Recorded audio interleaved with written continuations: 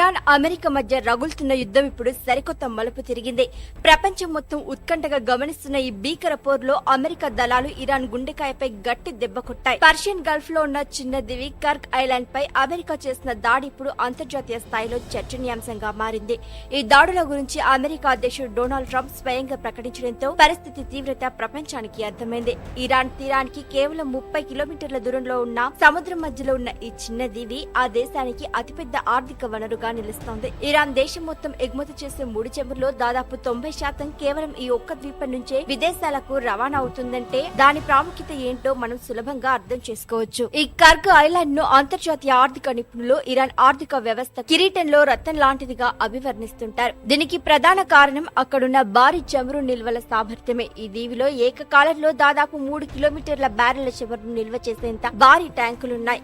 ప్రపంచంలోనే అతిపెద్ద సూపర్ ట్యాంకర్లకు సైతం ఏకకాలంలో చమురును నింపే అత్యాధునిక సౌకర్యాలు ఇక్కడ అందుబాటులో ఉన్నాయి. ఇరాన్ ప్రభుత్వ ఖజానా నిండాలన్నా, అక్కడి సైన్యానికి భారీ స్థాయిలో నిధులు అందాలన్నా ఈ చమురు ఎగుమతులే ప్రధాన ఆధారం. ఈ దీపం సురక్షితంగా ఉన్నంత కాలం ఇరాన్ ఆర్థిక వ్యవస్థకు డోకా ఉండదు. గతంలో ఇరాన్ ఇరాక్ యుద్ధం జరిగిన సమయంలోనూ ఈ ద్వీపాన్ని శత్రువుల బారి నుంచి రక్షించుకోవడానికి ఇరాన్ అష్టకష్టాలు పడింది. అయితే ఇక్కడే అమెరికా చాలా తెలివిగా వ్యూహాత్మక అడుగు వేసింది. ఇరాన్ సైన్యానికి నిధుల ప్రవాహాన్ని అడ్డుకోవాలంటే వారి ప్రధాన ఆదాయ వనరును టార్గెట్ చేయాలని అమెరికా భావించింది. అమెరికా సైన్యం ట్రంప్ ఆదేశాల మేరకు కేవలం కర్గ్ ఐలాండ్ లోని మిలిటరీ స్థావరాలను మాత్రమే లక్ష్యంగా చేసుకుని దాడులు చేసింది. అక్కడున్న సైనిక స్థావరాలను పూర్తిగా నీలమట్టం చేసింది. అక్కడే ఉన్న ఆయిల్ టెర్మినల్స్ ను ఉద్దేశపూర్వకంగానే వదిలేసింది. దీని వెనుక అమెరికాకు ఒక పక్కా ప్లాన్ ఉంది. ఒకవేళ ఆయిల్ ఫెసిలిటీస్ పై కూడా దాడి చేస్తే క్షణాల్లో ప్రపంచ వ్యాప్తంగా చమురు ధరలు ఆకాశాన్ని తాకుతాయి. ఆ దెబ్బతో అంతర్జాతీయ ఆర్థిక వ్యవస్థ కుదేలవుతుంది.